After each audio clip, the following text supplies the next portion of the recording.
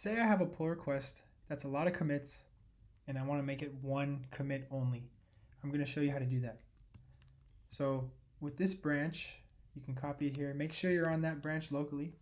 Check out your branch. And the first thing I want to do is I want to make sure I don't have any random changes. So you can do git status. You can also click the git tab over here on the left side, and if there's no rows, we're all good. So now let's switch to the main branch and pull from it. So we'll do git checkout main or dev or whatever you call it. I'm going to pull. Okay, cool. And let's go back to my branch. Now, this is a very critical moment. I'm going to delete all the commits off of my branch and now use this pull request as a source of truth. So push to GitHub first. I have a shortcut here to do that. I'll leave a video in the description if you want to learn how to make shortcuts like this so you don't have to do redundant git commands all the time. Make sure everything's up to date. You pushed. There's no random changes. If there are random changes, go ahead and commit them and then push. Your branch is up to date. Great. Now let's go to the Files Change tab. In this case, I have 4 files changed with some random changes here in each one. And I'm going to show you how we're going to reset this branch to just have one commit.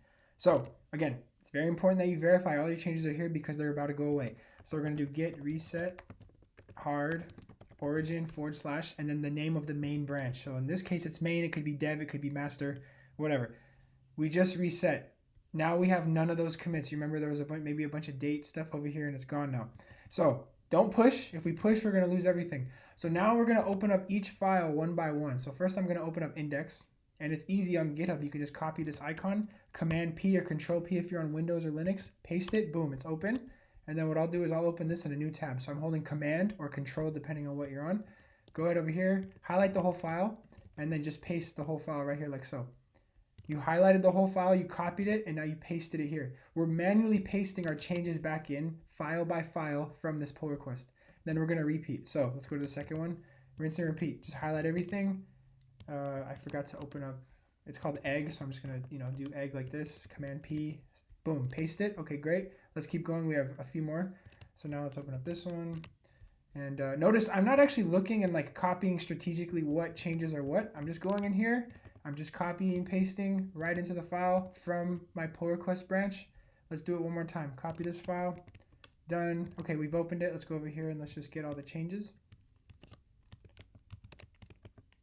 Paste it in. So now on the left side, I have the Git tab open, right? So you can, if you want to open the Git tab, you just click right here. You open the Git tab. Great. I'm going to open this one by one. And when you click this row, it gives you the full diff. You can see that the lines changed and added, added or unadded, whatever. It looks like when I copied from GitHub, it did accidentally add a new line at the top. So I'm just going to get rid of that. And now the only change is this in this file. Let's just go ahead and quickly do that for the other ones.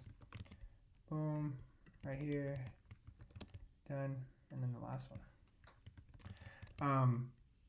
In my pull request, right? I have 4 files changed. We can see that with the Files Change tab.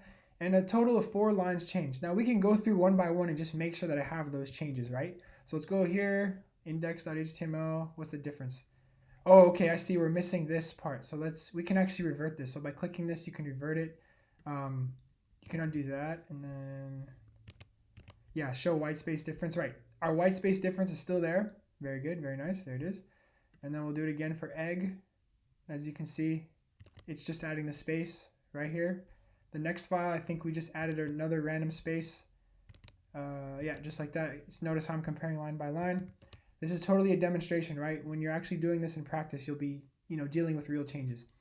This next one was that we removed 4 of these lines and then we got rid of this adjective. Double check. 4 lines removed and then we got rid of the adjective. As you can see, very good. So now let's commit and push. Git commit dash am.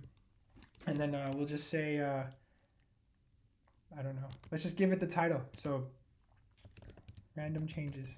Don't call it random changes. Call it what your pull request is about. I'm just naming it this because this is just for demonstration. So you could say add recipe or add whatever you did. Just a nice commit message, please. Okay, you made the commit very nice and you can see it appear here. Now we're going to push. And remember, I'm going to use my cool shortcut. You can do git push origin your branch name. Notice it doesn't let us push because the history doesn't match what's on GitHub. GitHub is expecting this PR to have 71 commits.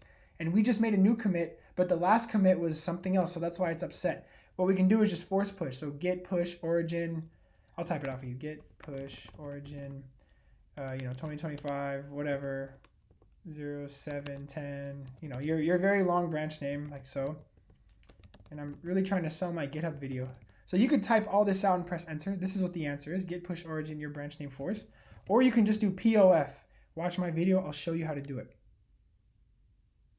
I just pushed it. Now, before you refresh this page, notice GitHub already knows we just pushed changes. So don't refresh, hold on. We gotta make sure we did it correctly. Keep this tab open in case you mess up. Do not refresh this tab. Make a new tab, paste it in, and you can see this is the old version, 71 commits. I made a new tab, 1 commit. The changes are the same. +4, -8, +4, -8. You see that? All good. The changes match exactly. And that's how you declare GitHub bankruptcy, and that's how you fix a PR with lots of commits.